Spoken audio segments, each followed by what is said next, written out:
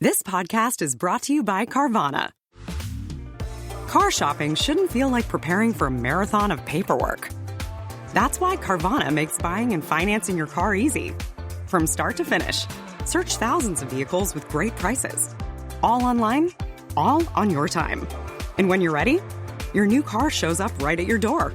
It doesn't get better than that. Buy your car the easy way. On Carvana. Delivery fees may apply. Thanks for listening to The Rest is History. For bonus episodes, early access, ad-free listening, and access to our chat community, please sign up at restishistorypod.com. Or, if you're listening on the Apple Podcasts app, you can subscribe within the app in just a few clicks.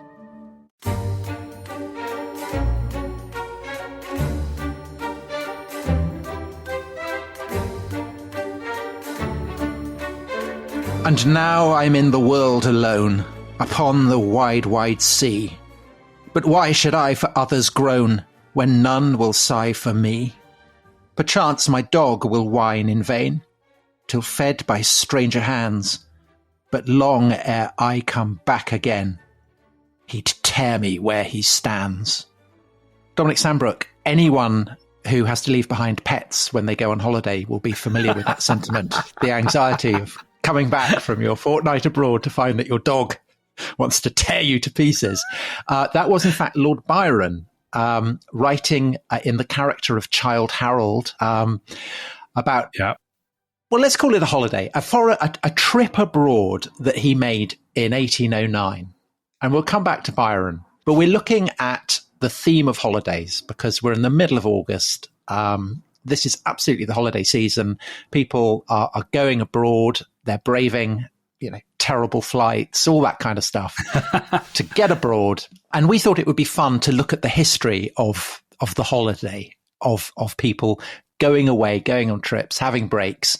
And I guess in a sense, if we're looking at the kind of the prehistory of it, what Byron is doing, so he leaves England, he heads off for 2 years going around the Mediterranean. That's very much what aristocrats are doing throughout the late 17th through the 18th century, aren't they? So it's called the Grand Tour. And I know that you've been doing a lot of swatting on this. Would you say that the Grand Tour is the precursor of what we know today as holidays? Yes, I probably would actually, Tom. Hello, everybody. Yes, I think so. So we're going to talk later on in the week, aren't we? Or it's about Roman holidays, about their sort of antecedents to holidays. But I think obviously most people in human history never went on holiday. I mean, they were just working all the time, sort of tilling the fields or later on working in the factories or whatever they were doing. So holidays are kind of connected with the idea of leisure. And wealth. But they're also connected, aren't they, with the idea of self-improvement. So people, what books are you going to read on holiday? Are you going to go swimming? Are you going to take up new sports? Are you going to see authentic local experiences? You're going to broaden your mind by going to an art gallery, all these kinds of things. Sightseeing, exactly. I mean, these have always been part of the sort of the holiday ethic, I suppose. And Britain, I think, particularly Britain is a pioneer of holidays, of sort of travel, because, of course, the British are tremendous travellers in the 18th and 19th centuries. But also, do you think that's because we're an island? I think it's partly that. And I think also the British abroad, because it's also slightly connected with empire and exploration and so on. But the British abroad is a perennially comic subject, isn't it? Because there's so much. We basically travel with bags stuffed with prejudices, snobberies, normally about one another. Well, not exclusively. I mean, also... No, about other people too, obviously. A lot of sneering about foreigners as well. Yeah, lots. Germans in particular, I guess. But yeah, I think it's a tremendous subject. There's lots of fun to be had. And I think the Grand Tour is a great place to kick off because that's... If anyone did you ever go interrailing, Tom, when you were a youngster? Yeah. Where did you go? Italy? Went pretty much Greece? everywhere, yeah. Went to Italy, Germany, France, Spain, everywhere. Well, there you go. I mean, that basically is the Grand Tour, isn't it? Because you set off from England. People who go interrailing, who go backpacking now from all over the world, they go normally between the ages of about 18 and 25. They go to broaden their minds, to have fun. They go with the promise of often the promise of sex is part of it. And those things are all true of the Grand Tour. And France and Italy, which were obviously the two countries that were most visited by British aristocrats going on the Grand Tour, I think they're still kind of the epicenter of the global tourism business, aren't they? I think they're the most visited. I think they are. Spain I as think well. they are the most visited. France and in Spain, yeah, absolutely. But in the 18th century, why is it distinctively British aristocrats who are doing this? Is it because they're stuck on an island? Is it because the 18th century, the British are kind of having a quantum leap in terms of wealth? So are they just richer than everyone else? What's going on? There's a really easy answer to that, Tom, which is that it isn't actually the British who are exclusively doing this. We often think it is because it's the British who have actually written about this more than anybody else. But historians are starting to notice that actually there were tons of Germans, there were tons of Swedes, tons of Scandinavians going on these sort of odysseys. But it's the British who seem to have been most, I think, because the British came back and they brought all the, as we'll discover, they brought all the art and the sculptures, they brought the aesthetic back with them. So they built their country houses in kind of Palladian styles. They picked up in Florence or sort of Rome or whatever. And the British just seem to have, they just seem to have become much more fixated than anybody else. I think perhaps partly because of the island, because we were, and also because Britain was kind of defining itself against the continent in the 18th century, wasn't it? The age of kind of Linda Colley's Britain. Well, I suppose, but there is also the idea of a kind of common European civilization, isn't there? I mean, for instance, yeah, there is a common inheritance from the classical inheritance, but also French. So you would usually go to Paris first, mug up on French, because French was the English of the 18th century. It was the lingua franca. You couldn't really get around. That's right. Well, let's dig back a bit to the origins of it. So, I mean, as you will know far better than me, Tom, people had been going to Rome for centuries. So Alfred the Grey went to Rome, didn't he? Yep. When he was didn't he go when he was a little boy? So going to Rome on these sort of pilgrimages, I suppose. Well, they're absolutely pilgrimages. I mean, that is the thing. They are. Yeah. They have kind of religion absolutely at their heart.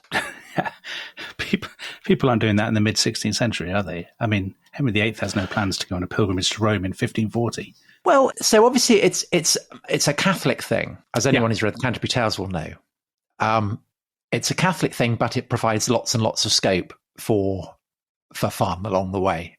So go along and you go on a pilgrimage, you're likely to hear all kinds of people telling you tales in rhyming couplets. Great fun. Right, nice. But with the Reformation, obviously, that falls into abeyance. But it's interesting. So Milton goes on a foreign trip. He goes to Italy. He goes and sees Galileo. He goes and sees the sights. But there's a kind of incredible sense of earnestness, I think, about that. Milton is going because his ambition is to become the English Virgil, and so therefore he feels he needs to have seen Italy before he can possibly hope to achieve that. At least I think that's true. That's what he'd tell his accountant. I think that's true of lots of the Grand Tourists, the original Grand Tourists, so the very early ones. So later on, you get to the sex and the bawdiness, and I'm sure we're going to have lots of that to come because I know you've got loads of bawdiness up your sleeve, Tom. But supposedly the first, as far as I can discover, the man who really sort of institutionalized the Grand Tour is somebody called Thomas Howard, Earl of Arundel. So this is 1613, 1614. It's the reign of... he's a Catholic. Would that be... Yes. Would that be significant? Part of the Howard family. Exactly. I mean, it may be significant, actually. Yes, because he means he's not... He doesn't have sort of anti-Romish baggage. And he takes his wife, he takes his children, he goes all the way through Italy and he goes to Naples. He goes with Inigo Jones, the great architect, the great sort of designer. So Inigo Jones at that point is best known for his masks. I know you love a court mask, Tom. Love a court mask, yeah. So Inigo Jones goes as his guide. And that sort of idea that you go with a guide who's a tutor at the same time, who's more sort of plugged into the art and the architecture. Yeah, so it's like a kind of guest lecturer on a cruise. Precisely. That's exactly what it is. So Arundel goes and does this, and he comes back. He has tons of art. I mean, he buys things by Leonardo and Raphael and stuff. He's really into this. Now, this is the 1610s, so it's very early on to be doing all this. Yeah. But again, I mean, Dominic, this is also kind of setting a trend, isn't it? Because to this day, if you go abroad, you come back with tat. I mean, obviously, Leonardo isn't tat, but, you'll come back with an Eiffel Tower, model of the Eiffel Tower or something, or right. whatever. Exactly. Holidaying and collecting have always gone hand in hand. So obviously people don't do it during the 30 Years' War, or the English Civil Wars, the British Civil Wars so much. I mean, there are obstacles. But after the end of the 30 Years' War, 1648, and then the Restoration, 1660, it really starts up again. We have the first mention of the phrase, the Grand Tour. So that's in 1670. And again, actually interestingly, going back to your point about Catholicism, it's by a Catholic priest who is abroad. He's an expatriate. He's called Richard Lascelles. He writes a book called The Village of Italy. And he calls this the Grand Tour, and the name kind of catches on. And indeed, in that book, it's your point about the earnestness at the beginning. It doesn't sound much like holiday fun, because Lascelles says the point of travel, though he says there are 4 reasons to do it. They are intellectual, social, political, and ethical. Now, obviously, you have all those things still today, don't you? Intellectual. Plus ça change. Yeah, plus ça change. I mean, the sort of paddleboarding and dancing in nightclubs do not feature in Lascelles's. But then after 1660, it becomes the thing. So it's generally aristocrats, isn't it, who do it? You need a lot of money, and you need connections. Yeah. You need a kind of wherewithal. That's sort of what I always think of as that sort of James Bond ability to walk into the hotel and say, your usual presidential suite. Yeah, your usual, Mr. Bond. Yeah. I mean, you need to be able to walk in and in full confidence that nobody will say we're fully booked. Well, there's that very rather sad comment by Dr. Johnson, who of course was not a milord and so therefore couldn't afford to go on the Grand Tour, that a man who has not been in Italy is always conscious of an inferiority from his not having seen what it is expected a man should see, which is, I guess, speaking for, whole classes of people who would love to go to Italy, but for whom it's just, kind of an impossible dream. Well, you have to be able to. So you have to have had some grounding you have to have had an education, a classical education, so Greek and Latin, because you need to know what you're going to see. You need to be able to afford the tutor.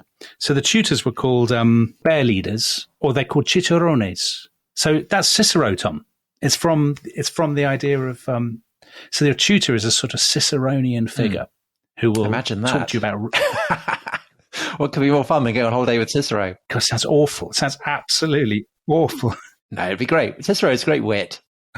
Someone who would just talk to you about rhetoric. No, he wouldn't. All on your holiday. But it's also the idea that it's an individual experience. It's just like interrailing in this regard, because basically at every stop you're surrounded by other grand tourists. There are particular hotels and taverns, and it's just full of like my Lord of Bath. Yeah, fancy meeting you here. It's full of hooray Henrys. Let us go out from the town. Yeah. Do you want to go and look at some Palladian architecture? No, I want to go and get hammered. Woof, woof. I think there's an awful amount of that. I think that's So basically, do you want me to tell you about the route? Should I tell you about the route? Would you tell me about the route? Tom? Yeah. Tell me about the route. You set off, you cross the channel, you go to Calais or Le Havre, and then you go to Paris. And there you are instructed in dancing, fencing, riding, all these kinds of things. So you're by French dancing masters. So you get a bit of polish. Then from there you go, this may surprise some people, you go to Switzerland. So Switzerland, which is not a great interrailing place today, it was a massive... It's too expensive, isn't it? It is too expensive, but it was not, clearly, in the 18th century. So you'd go to Geneva or you go to Lausanne. And the appeal of that is also because Switzerland, of course, is very Protestant. So the thinking was that this would sort of inoculate you against excessive Catholicism later on. So Edward Gibbon, the great historian, he was sent to Lausanne because of his papist tendencies when he was a young man. His family thought he was becoming dangerously Romish, and so they forced him to go to Switzerland, where, the sort of thin gruel and high peaks would encourage more sound views on religion. Mm-hmm. So then from there you go over the Alps. Now, obviously going over the Alps to us is dead easy. To them is very difficult. So by the way, you'll have bought a coach in Paris. So this is a bit like people going on road trips and buying a car and then selling it at the end. You'll have bought this carriage, and you'll also probably have a load of servants who will be carrying your stuff. So, but when you go over the Alps, don't the servants actually carry you physically? if you're lucky, they will dismantle the carriage and take it to pieces and carry it over the Alps. But if you're rich, really rich, the servants will carry you over the Alps as well. So that's business class. That is business. Well, it's first class, I think. So from there, you go to Turin, or you go to Milan. You might go to Florence, and you're now looking at art. Do you go to Venice? You go to Venice a bit later, actually. So after Florence, you go to Padua, you go to Bologna, and you go to Venice. So Venice is obviously one of the great sort of destinations, one of the big high points. But the real high point is Rome. I mean, Rome is the place you are sort of setting out to see. And when you get to Rome, Rome is full of the infrastructure. Just like interrailing and backpacking rely on a tourist infrastructure. Rome has all the, it has sort of taverns, it has hotels, it has painters who will paint picturesque scenes for you. It has entrepreneurs who will sell you tat, so who have huge ranges of sort of supposedly antique busts and stuff. Yeah. And there will be people who will act as middlemen and all that kind of thing. So, and then from there, you will go to Naples. And Naples, as you will know, Tom, you'll get to see Herculaneum and Pompeii. So the excavations in Herculaneum started in 1738, in Pompeii in 1748. So you're basically seeing live archaeology. And if you're smart, you're carrying off loads. You're like grabbing the stuff and putting it into getting your servants to. You're elgining. Exactly. That's exactly what you're doing. But I'm right, aren't I? That Naples at this point is what, almost as large. I mean, maybe larger than London and Paris. I mean, it's about the third largest city in Europe, and a great kind of mecca in its own right. I mean, it's got opera houses. It's got its own court. It's tremendously fashionable. Yeah, so Naples has got everything. So Naples doesn't just have, it does have the opera house, and it does have the sort of the patina of cosmopolitanism and sort of high culture, but it also has the picturesque. So as you're getting later on in the 18th century, and sort of romanticism is beginning to... So you're getting Vesuvius, aren't you? To loom. Vesuvius, yeah. So there's a story about a woman called Hester Lynch Piozzi. She went to Naples in 1789, and she pointed at Vesuvius and said to a friar, "Is that the famous volcano?" And this friar said, "Yes, that is our mountain which throws up money for us by calling foreigners to see the extraordinary effects of so surprising a phenomenon." So obviously, for the Italians, this is all great that all these people, all these sort of Prince Harry-ish figures are turning up with being carried by servants with tons of money. But obviously, as well as the sort of, so I know you find the art stuff potentially very boring, Tom. So I'll keep this to a minimum. I don't. I don't. But go on. So they bring back the aesthetic, so of kind of Palladianism, of neoclassical art and architecture. So they do all their country houses in this style. So Stour Head. You ever been to Stour Head? Yes, Stour Head, exactly. Or Stowe. Where they drowned a village, put a lake over it, and built kind of classical temples all around it. It's fantastic. Yeah, it is good. If I was a milord, that's exactly what I would have done. I mean, Stowe House in, where is that? Buckinghamshire, I suppose. I mean, that is absolutely, spectacular. Another National Trust house. Again, done in this sort of Italianate neoclassical style, clearly informed by the Grand Tour with all the busts and the statues and so on. I mean, these things they are deliberate imitations of what people have seen abroad. I mean, often the things that they're stuffed with have literally been taken. So there's a bloke called Richard Boyle, 3rd Earl of Burlington. He went on tours between 1714 and 1719. So these are often multi-year. You don't just go there and back in a month. You could be away for 2 or 3 years. And he brings back, do you know how many crates of marbles and paintings and vases he brings back with him? 40. 868. Okay, I didn't remotely get near that. That is a haul, isn't it? That really is a haul. That is a very, very impressive haul. What did he do with it? Just kind of, did he put it in his house? He had to kind of, or was his house big enough? Well, it must have been, yeah. Or did maybe he have to build an annex? I would assume he had a townhouse and a country house, Tom. Yes, I guess, yeah. I mean, I would love to have gone on the Grand Tour. The one thing I would not have done, however, is to bring back the foreign fashions, which is something that we talked about in our podcast about Anglo-Italian relations for Euro 2020. So the macaronis, people with this sort of massive hair and with high heels. And so people bringing back Italianate or sort of Frenchified fashions. And they, as the century wears on, they get more and more grief from the kind of satirical prints and news sheets and things. Yeah, because they're kind of increasingly steeplingly high wigs, don't they? And all that. They do indeed. Can I just tell you my favourite guy who went on a grand tour is James Boswell. He's both a splendid fellow and a terrible fellow, isn't he, Boswell? Yes. His experience of the grand tour is a magnificent one. So he's the son of a Scottish laird. He's come down to London. Yeah. He's made friends with Dr. Johnson, and he's going off on a kind of what will become a 2-year trip around Europe. And there's this kind of very moving description of him. Dr. Johnson has come down to bid him farewell, and he sees Johnson standing on the pier and then kind of rolling off with this kind of rolling gait. And off Boswell goes to the Netherlands, full of vows. He's going to be good, he's going to be moral, he's going to be everything Johnson would want. And immediately it's kind of woof, woof. He's straight off. He's he just can't keep it in. But he keeps getting attacked by sort of, he's got to be improving. So he'll have a kind of week of going around all the brothels, and then he'll say, no, I've got to stop this. I've got to improve myself. And so he is in Germany, and he gets to Berlin, and he thinks, do you know what I'd really like to do? And this is actually quite a theme of the Great Tour. You don't just want to go and see sights. You want to go and see famous people. Yes. And so Boswell thinks, I'm going to go and see the two most famous people in Europe, Rousseau and Voltaire. And so he also, from Germany, goes to Switzerland. So, you were saying about how Switzerland is a regular stop off. And he goes to Motier, near Neuchâtel in Switzerland, where Rousseau is staying. And he writes this letter to Rousseau. I am a Scots gentleman of ancient family. Now you know my rank. I am 24 years old. Now you know my age. 16 months ago, I left Great Britain, a completely insular being. Did he have Liam Neeson's voice? Knowing hardly a word of French. I have been in Holland and in Germany, but not yet in France. You will therefore excuse my handling of the language. I am travelling with a genuine desire to improve myself. I have come here in the hope of seeing you.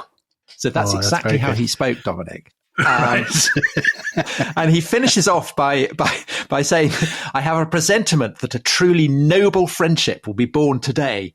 And Rousseau is kind of notoriously grumpy, but he says, fine, come along. So Boswell goes along, and he asks Rousseau, they have a chat. Boswell's very personable, very interested, very interesting person. Rousseau gets on quite well with him. Boswell ends up saying basically to Rousseau, will you become my mentor? Will you become my bear leader? I can't think of two more different men. Yeah. And Rousseau basically says, no, I won't. I don't want to do this. And what's more, I'm in pain. I need a chamber pot. And so he rushes off to sit on the chamber pot. And Rousseau, instead of getting the message, follows him and continues to kind of ask him questions about liberty and all this kind of stuff. Oh, God. And Rousseau's last words to him is, be off. So at this point, Boswell has got the message, and so he does go, and he goes off to see Voltaire, who is equally quite welcoming. And again, they have a kind of long chat. Voltaire obviously finds Boswell hilarious, and kind of, in the end, tells him to bog off as well. So Boswell then goes off to Rome, does all the usual stuff, but then he goes to Corsica, which is in the middle of a kind of great romantic revolution. And he hangs out with Pasquale Paoli, who is the great kind of romantic Corsican leader. And that's been suggested to him by Rousseau. And so Boswell has a lovely time there, kind of playing the romantic. And this, again, this is an absolute theme that, we'll see it again with Byron, that you go off and you meet people in... if you're kind of doing the extreme grand tour, you don't just want to stick to Rome or Naples. You want to go off to remote mountainous locations and meet exotic people with extraordinary facial hair, that kind of thing. So Boswell then goes back through Europe, and he has an affair with Rousseau's lover and housekeeper, Therese. That's poor, but maybe is that revenge for the way Rousseau treated him? No, not at all. I think he'd been he clearly fancied Therese when he'd met her, when he'd been with Rousseau. And he'd been writing to Therese quite a lot. And Therese basically, I think, ends up feeling sorry for him, and they have an affair. And Boswell goes back home. He takes Therese with him. By this point, Rousseau is in London. And so he drops Therese off and never tells Rousseau he's cheated on him. Wow. But the thing that I think really marks Boswell out as an archetype, and again, we'll see this in Byron, but we see it, and I speak for myself as someone who went to India on a year off, on a gap year, and came back kind of festooned in Indian fashion. Tom, I can't believe you were such a parody to go to a total parody. But Boswell comes back with a full Corsican outfit. Oh, you didn't do that? Which, of course, nobody else has. Please tell me you didn't do that. He is not dressing up as a macaroni. He's dressing up as a Corsican freedom fighter. Right. And so whenever there's a ball, he will turn up in this Corsican freedom fighter outfit. And to begin with, it cuts a tremendous dash. But after about 3 or 4, people are starting to sneer. And so Boswell gets the message and he packs it up and puts it to one side. That is very funny. Did you come back with Indian garb from your time in India? I'm not going to say. I can see from your expression. I think we should go to a break here. We should do. But Tom, did you not seek out famous people when you went travelling? No, I didn't do that. See, I did. My friend Simon and I sought out the secretary of the Bulgarian Football Union, Boncho Todorov. Did you? When we were in Sofia, and we introduced ourselves. And how did that go? It went absolutely brilliantly. We went to his office and we said, we're 2 young men. Did he speak English? Actually, I'm being very unfair because I'm leaving out Simon's girlfriend, who was also present. So there's actually 3 of us. But I mean, I don't think she had a great stake in meeting Boncho Todorov. He did speak a bit of English. Why did you have a great stake? Well, I'll explain. We said we've come all the way from England. And this will not surprise listeners at all. We said we're from Oxford University in England and therefore very important. Could you give us free tickets for Bulgaria's crucial World Cup qualifier against Russia at the National Stadium tomorrow? And unbelievably, he said yes. And he did. Wow. Well, I suppose if you don't ask, you don't get, do you? Well, exactly. I mean, people talk about the entitlement of the Oxbridge-educated. Was this just after the... This is 1990s. So I suppose kind of visiting Oxford students was still a novelty at that point. I think a bit of a novelty, yes. I didn't then come back and dress as a Bulgarian. A Bulgarian. From the 1990s. I mean, that was a very shell-suited aesthetic then. You could have done. I could have done. Bulgarian maybe national team shell suit. Maybe, who knows, for our next Rest is History Club get-together, which you, of course, can be present at, dear listener, if you join the Rest is History Club, maybe I shall wear a Bulgarian shell suit. And Tom, you can wear your Indian garb. Yeah, in national dress. There's nothing more boring than people talking about the holiday, so I think we should probably, at this point, we're going to be doing that all week. And when we come back, let's have a look at what, while the Milords are going off on their foreign trips, what is happening in Britain. Okay, jolly good. See you in a minute.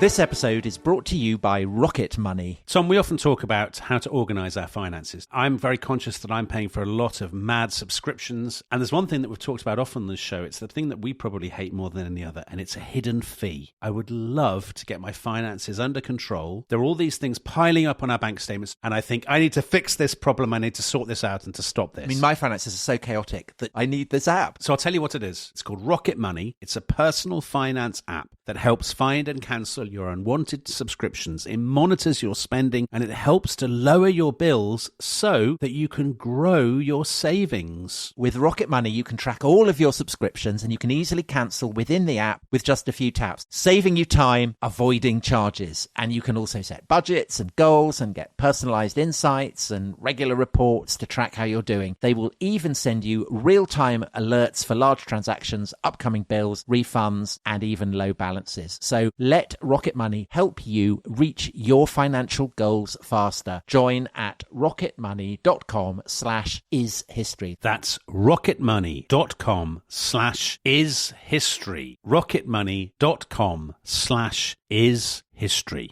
Adobe Acrobat Studio, so brand new. Show me all the things PDFs can do. Do your work with ease and speed. PDF Spaces is all you need. Do hours of research in an instant with key insights from an AI assistant. Pick a template with a click. Now your prezzo looks super slick. Close that deal? Yeah, you won. Do that, doing that, did that, done. Now you can do that with Acrobat. Now you can do that with the all-new Acrobat. It's time to do your best work with the all-new Adobe Acrobat Studio.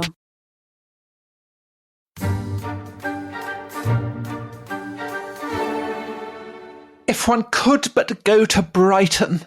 That is, as all readers of Jane Austen will recognise, is the exclamation given by both Lydia Bennet and her mother in Jane Austen's Pride and Prejudice. Dominic, we have moved on from the 18th century to the Regency period. And the Regency period, of course, is coterminous with the Napoleonic Wars. And the Napoleonic Wars make it difficult for milords or indeed anyone else to go on travels across the continent. And so Britain's upper classes, upper middle classes have to gain a kind of vocational self-sufficiency. And Brighton obviously is one of those places. And I suppose the other one is another place beginning with B, Bath. So what's the story of how Bath and Brighton become the kind of honeypots for Jane Austen style tourists? Well, I suppose you could say that Bath and Brighton are two of the world's first modern holiday destinations, couldn't you? So Bath is first, and they're both to do with doctors. That's really interesting. So health, the interweaving of health and holidays, the idea that you travel, you go on a break, you go for now we think of as people will say, I need the sea air. I need sunshine. I crave sunshine. That sort of stuff. I'll feel refreshed. I'll come back a new man or new woman. That goes back to the sort of late 17th, early 18th century. And one of the first people who really popularized this was a guy who was a doctor from Hampshire called he was of Italian descent, actually. His family were called Guidotti, but he called himself Thomas Guidot. And he moved to Bath in 1668. So he's a doctor. And he publishes a series of sort of investigations into the waters of Bath. Because, of course, Bath, hence the name. So it's a spa, and it's been a spa since Roman times. So his most successful book is called A Discourse of Bath and the Hot Waters There. Also some inquiries into the nature of the water of St. Vincent's Rock near Bristol. Published in 1676, and with its catchy title, it proves a tremendous flying hit. Off the shelves. Yeah, absolutely. And so people are generally, I suppose, it's the age of, politeness, of civility, of gentility. People are more interested in their health. You get all these sort of martyrs to their health in the 18th century. So people are looking to escape, booming, expanding, sort of increasingly polluted, indeed increasingly industrial London. So they start going to Bath. Bath is rebuilt in Georgian style, gets the theatre, and it gets the pump room. And so by the middle of the... It's a circus, doesn't it? It gets the circus, exactly. Do you know what the circus was modelled on? Is it the... It's been the subject of a podcast we've done quite recently. Golly. Stonehenge. Is it modelled on Stonehenge? Yeah, so the proportions are modelled on Stonehenge. And because the circus provides the model for the modern-day British roundabout, you could say that the roundabout too is an homage to Stonehenge. Anyway, I just throw that out. That's if listeners have enjoyed that, please direct your comments to Tom and not to me. So anyway, Tom, if you'd gone to Bath on holiday in, let's say, the 1740s or 1750s, what would you have done first? What would your first thing have done when your stagecoach arrived in Bath? I would have taken snuff. Well, but then what would you have done? I would bow to the ladies. Not bad, but you should have gone to see Beau Nash. Of course, Beau Nash, yes. Because Beau Nash is the most important person. Yeah, tell me about Beau Nash. Remind me about Beau Nash. So Beau Nash is this sort of self-appointed... I mean, we should say it's not bone ash, is it? So it's not like a kind of a burnt bone. It's Beau, B-E-A-U. No, it's Beau as in the French word, beautiful. Yeah. I don't think he was christened Beau. I think that's just a sort of, he's a dandyish like sort Beau of Brummel. fellow. Like Beau Brummel. So he will meet you if you're a new arrival, and he will decide whether you're suitable to join this sort of the smart set, who are called the company. And these are people who have kind of... The bon ton. These are people who get to pre-book all the sort of tables and who get to... I think I would. Set you up with women to dance with at balls. These are people who get to go and join the card tables and sort of go walking with the right people and all of these kinds of things. And so Beau Nash is the oyster. He is the social facilitator. He is he sets people, he's a matchmaker. He sets people up. He brings people together. He's the pimp. He's the pimp. Really, exactly. What you're saying. It's a very harsh way of describing And so this is the sort of, so that's Bath. You go there if you're basically, you got to be pretty well off, I would say. You've got your aristocratic or your sort of very, very sort of high end of the kind of rising middle classes. Because you wouldn't want to go otherwise and be snubbed by Bo Nash, would you? No, you absolutely wouldn't. That'd be awful. You get out your coach and... There's a lot of mid to late 18th century stuff satirizing Bath and saying it's actually awful. And all the people in it are actually, just the most terrible people. And that is setting a trend that runs right the way through the history of tourism and holidays, isn't it? Is that places that become very fashionable, immediately people turn against them. Everybody hates them. themselves as fashionable. So there's a brilliant book by Tobias Smollett called The Expedition of Humphrey Clinker.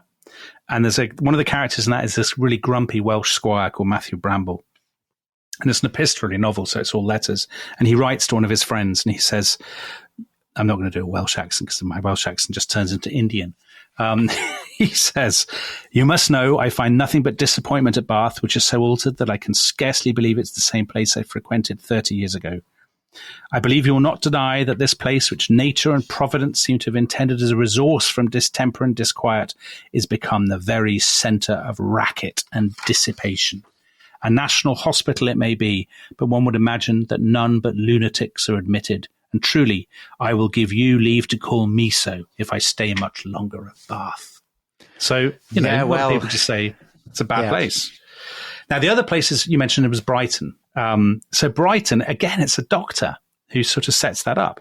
So Brighton wasn't even called Brighton at the beginning of the 18th century. Do you know what it was called? Brighton's Helm or something, isn't it? Brigand's Helm or something like that. Brighthelmstone, which I think is a much better name. So there was a local doctor called Richard Russell, and he wrote and you thought that title was catchy. He wrote a dissertation called Der Tabe Glandulari, in which he basically said it was about your lymphatic glands and about how seawater would sort them all out. Drinking seawater and immersing yourself in seawater. Is this actually medically the case? No. Or is he just making it up? He's making it up. Any listeners tempted to, please do not follow and do not then, especially American listeners, do not sue us because you have followed seawater prescriptions. That would be a very, very bad idea. I want to distance myself from Dr. Russell. But they go there and they drink seawater. Yeah, loads of doctors. So there's a guy called John Aswitter. There's a guy called Anthony Rellan, and they're pumping out pamphlets and books saying, come here, get in the sea, have a swim, drink a load of seawater, you'll be as right as rain. Is that because they genuinely, I suppose they do believe it, or is it because they've bought up a whole load of clinics and guest houses along the seafront? Well, Dr. Russell, who was the originator of the seawater business, he bought a plot of land in Brighton. Did he? And he bought himself he built the biggest house in Brighton where he could put his patients, and the garden opened onto the beach. And of course, who knows? I don't know. I don't think we know enough about him to know whether this was him, sensibly scam or capitalizing on what he thought was best for people, or whether I don't think it is a scam from the beginning, actually. But I mean, to be fair to him, we're being too cynical.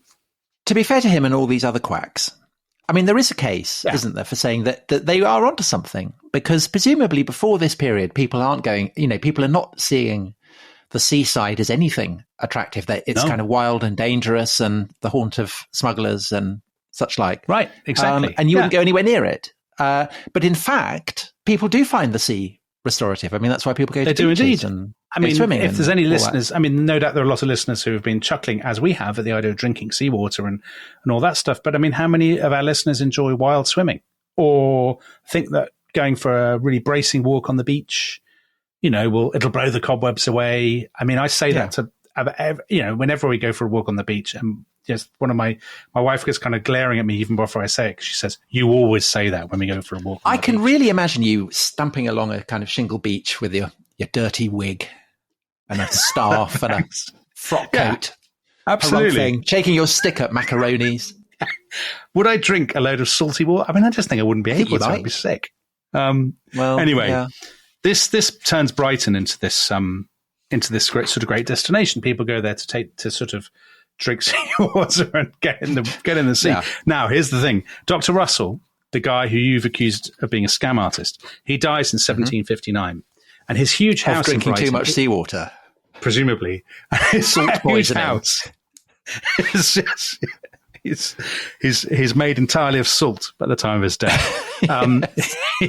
Lot's wife. They open him up and there's just seaweed inside. Anyway, listen, his house is let to because it's the biggest house. And do you know who rents his house? Prince Regent. The Duke of Cumberland, friend of Scotland. Oh, Victor of Culloden. Yeah. So the Duke of Cumberland inherits his house, and the future George IV goes to visit the Duke of Cumberland because the Duke of Cumberland is very kind of hard-drinking, fast-living, and enjoys playing cards and gambling, as does the future Prince Regent. So there, the future George IV gets this absolute taste for Brighton. Later on, when he gets in, he's been told off for spending too much money and so on. This is about 3 or 4 years later. And I don't know if it's the government or his father or whoever has said, you're living this dissipated life in London. And he says, oh, no, I'll turn over a new leaf. I'm a new man. I will rent a farmhouse in the country. And he rents a farmhouse in Brighton, next to Brighton, so that he can just crack on with his old life in Brighton this time. He sets up an establishment for his mistress there. He obviously later on commissions the Royal Pavilion in Brighton. The Royal Pavilion, for those who haven't seen it or heard of it, is this, it's kind of Indian fantasy, isn't it? With domes and cupolas and all kinds of things. A kind of fantasy Mughal, conjured up from, fantasy of India. Is that the kind of prototype for Las Vegas and Disney World and the idea of it's a good comparison, extraordinary buildings that enable a destination to kind of in its own right become a tourist destination? I think that's a really good comparison, actually. It hadn't occurred to me, the Las Vegas comparison, but that's exactly what people do in Las Vegas when they build reproductions. And it's all about gambling, isn't it, as well, Brighton? It is all about gambling. But going back to the first half of this episode, when people are building their country houses and they're building imitation Roman temples and things. Yeah. How different is that from Las Vegas? Not that. Okay, they're not gambling, although they may be gambling privately. But so Brighton does have critics. So the most famous critic is Jane Austen. Everyone thinks that Jane Austen hated Brighton, but actually she didn't. So you quoted Pride and Prejudice. But she did go, she went swimming. She used a sort of bathing machine. People had bathing machines because obviously people hadn't learned to swim. So the machine had steps and it was pulled by a donkey into the sea. And so there was somebody who worked on it called a dipper. And the dipper would help you sort of lower you into the water. And this is what happened to Jane Austen. That's a job that didn't exist 20 years before, I assume. No, not at all. Yeah. So that's an example of tourism providing employment? Yeah, absolutely. I would hire a dipper now. I like swimming, but it would give me enormous satisfaction to have a dipper. Anyway, Tom, I think you have a Regency. Just as you had Boswell up your sleeve, I think you have another rake up your sleeve. Well, I've got Byron, because we began with Byron. So alert listeners will have noticed that I mentioned how Byron went off on his tour in 1809, and they will be alert, presumably as well, to the fact that Battle of Waterloo isn't until 1815. So where was Byron going?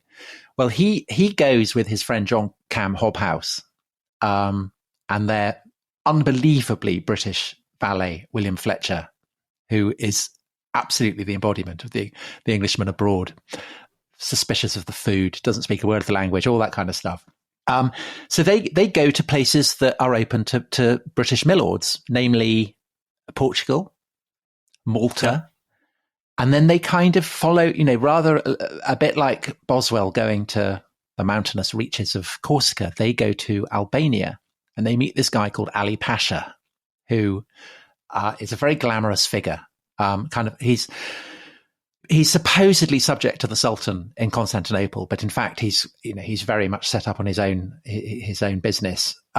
He's a great one for the kind of exotic facial hair, flamboyant costumes. And in fact, these kind of flamboyant costumes that Ali Pasha and his Albanian henchmen are wearing, Byron, Byron gets one. So exactly as Boswell had got a Corsican outfit, Byron gets an Albanian outfit. And when he comes back, he has himself painted wearing it.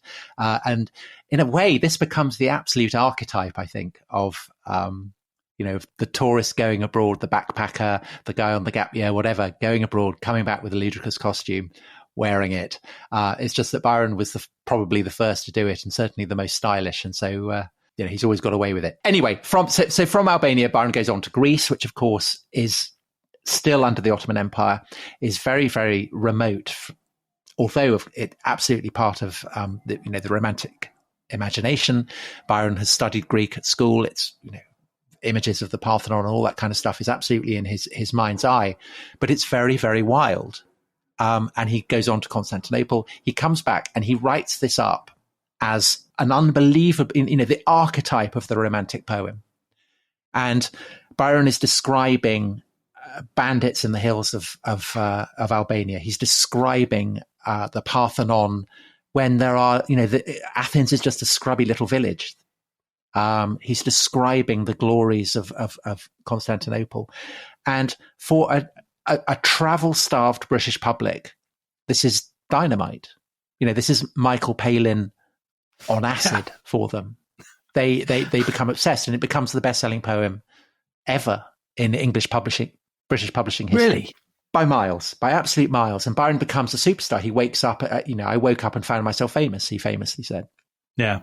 But then in 1816, he has certain personal problems, namely that he has been committing adultery with his own half-sister. And this generates a great scandal. Byron goes abroad again.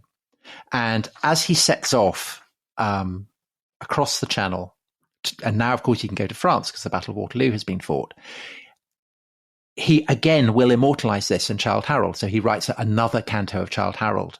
Still must I on, for I am as a weed flung from the rock on ocean's foam to sail, where'er the surge may sweep, the tempest's breath prevail. And on he goes down the Rhine to Switzerland, to Italy, to Venice, Florence, Rome. But of course, what he's doing now is much more conventional because he's taking the route of the Grand Tour. And although he is kind of casting himself still as this doomed, lonely, romantic figure, the truth is that actually he's just putting into poetic form everything that the mid-lords have been doing through the 18th century. But there is an added complication that makes the reality of Byron's trip and provides a kind of context for Childe Harold, these third and fourth cantos of Childe Harold, that's almost pathetic, which is that by now, going abroad is not just for milords. So possibly the most famous passage in Childe Harold is where Byron goes to Waterloo. This place of skulls, the grave of France, he calls it. And he imagines the famous ball held by the Duchess of Richmond on the eve of Waterloo. There was a sound of revelry by night, and Belgium's capital had gathered then her beauty and her chivalry and bright. The lamps shone over fair women and brave men. But by this point, it's not just Byron who is going to Waterloo and writing kind of, beautiful poetry like that. You are getting basically all kinds of people, mill owners, prosperous lawyers, all kinds of riffraff that Byron wouldn't be seen dead with. And that, Dominic, I think is ushering in a new age, isn't it? It's an age of what will become kind of a mass tourism. And again, we talked about how the British invent with Brighton and with Bath so much that is, I suppose, a continuum running into the modern day, the modern tourist industry. But there's also a sense, I think, in which post-Waterloo, the Regency period going into the Victorian period, the British are also inventing so much that we would associate with the modern tourism industry. And so I think we should look at that next time, shouldn't we? We should continue this. We should make an entire series of it because, as usual, we absolutely should. Vastly overrun. We have. I think exactly that. I think next time we will look at the advent of mass tourism. So the shadow of Thomas Cook and Cook's tours of railways, of steamships, of resorts, not just in in Britain, not seaside resorts, but in Germany, in the United States. And then we will go on from that eventually into the 20th century and who knows beyond. So we'll see you then. Goodbye. Bye-bye.